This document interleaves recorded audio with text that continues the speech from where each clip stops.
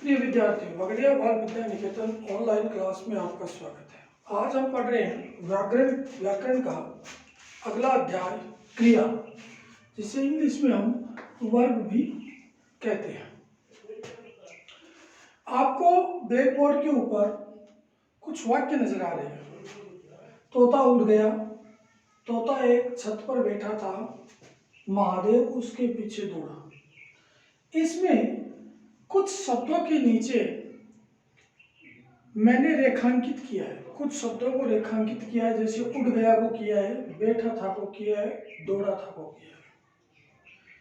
ये इसलिए किया है कि इन उपयुक्त तीनों वाक्यों में से जो रेखांकित वाक्य है वो या तो किसी क्रिया का होने का पता करते हैं, या कोई कार्य हो रहा है, या किसी कार्य को करना है, या स्थिति और अवस्था का पता करते हैं। जैसे तोता उड़ गया, यहाँ उड़ गया तोता का कार्य का होना बता रहा है कि तोते ने कार्य किया उड़ने का। यहाँ पर स्थिति अवस्था ये है कि तोते की जो स्थिति है वो एक छत पर बैठा था। तीसरे में महादेव उसके पीछे दौड़ा, यानी कार्य हो रहा है दौड़ने का तोते के पीछे। इस तरह से इन वाक्यों के, इन रेखांकित वाक्यों की कार्य का होना, स्थिति और अवस्था और कार्य के करने से इसकी एक परिभाषा बनती है क्या? जिन शब्दों से किसी कार्य के होने, करने या किसी व्यक्ति या वस्तु की स्थिति, अवस्था का बोध हो, उन शब्दों को हम क्रिया कहते हैं। ऊपर वाले वाक्य में इन परिभाषा के हिसाब से तीनों कार्य का हो रहा है, कार्य का होना भी हो रहा है, उसकी स्थिति अवस्था भी हो रही है और उसका कार्य का करना भी हो रहा है। इस तरह से हम कहते हैं कि जिन शब्दों से किसी कार्य के होने, करने या किसी व्यक्ति या वस्तु की स्थिति या अवस्था का बोध होता है उसे हम क्रिया कहते हैं। क्रिया बहुत महत्वपूर्ण होती है। क्रिया के बिना कोई कार्य पूरा हो ही नहीं सकता। वाक्य में क्रिया का इतना महत्व है कि कभी कभी तो बिना किसी कर्ता या कर्म के भी क्रिया हो जाती है, स्वयं ही आ जाती है। जैसे मैं आपको कुछ उदाहरण बताता हूं। आओ, रुको, ये ऐसे हैं जो क्रिया खुद ही वाक्यों को पूरा कर देती है। इसलिए इसका इतना महत्व है कि कई बार केवल क्रिया से ही वाक्य का अर्थ बिल्कुल स्पष्ट हो जाता है कि आओ यानी किसी को आने के लिए कह रहे हैं, रुको यानी किसी को रुकने के लिए कह रहे हैं, जाओ यानी किसी को जाने के लिए कह रहे हैं।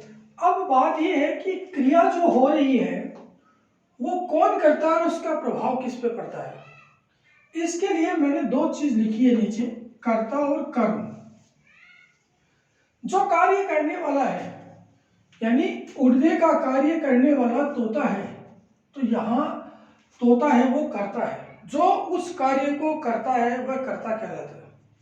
कर्म, क्रिया का प्रभाव जिस पर पड़ता है उसे हम कर्म कहते हैं। जैसे एक वाक्य में आपको बताऊं, इसमें नहीं दिया हुआ है, किसान ने हल उठाया,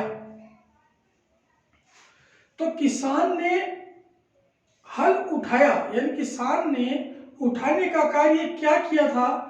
हल किया। तो यहाँ पर हल एक कर्म है, ये होता है कर्म। ये इसलिए बताए गए हैं क्योंकि इन कार्यों को जो संपादित कर रहा है वो कर्म और कर्ता और कर्म होता है, इनका एक दूसरे पर प्रभाव इसका पड़ता है। अब बात यह है कि क्रिया बनती कैसे है, क्रिया किस तरह से बनती है, कैसे बनती है, क्रिया का मूल रूप क्या होता है। क्रिया का मूल रूप होता है धातु, उसे ही हम धातु कहते हैं, जो क्रिया का मूल रूप है। जैसे उदाहरण में देखिए, खाया, इसमें खा मूल है। अब आपने इसमें या जोड़ दिया तब तो ये खाया हो गया, और इसी में अगर आपने खा और ना जोड़ दिया तो ये खाना हो गया। यह है बोलना, इसमें बोल धातु है। अगर इसी में ही आपने और प्रत्यय जोड़ दिया, या प्रत्यय जोड़ा, यहाँ ना प्रत्यय जोड़ा, यहाँ भी ना प्रत्यय जोड़ा, अगर इसमें हम दूसरा प्रत्यय जोड़ दे तो एक नई क्रिया बन जाएगी बोलता।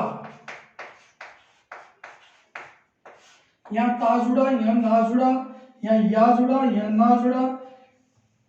अब ऐसे ही पढ़ना, पढ़ाई, यही इस तरह से इनको हम धातु कहते हैं जो क्रिया के मूल रूप में होती है। इन धातुओं से ही क्रिया का निर्माण किया जाता है। तो आज हमने पढ़ा क्रिया किसे कहते हैं, कैसे क्रिया को समझते हैं, क्रिया को करने वाले कौन होते हैं और क्रिया का मूल रूप क्या होता है। क्रिया का मूल रूप होता है जो धातु होता है। अगली ऑनलाइन क्लास में हम क्रिया के जो भेद हैं उनको पढ़ेंगे। तब तक के लिए धन्यवाद।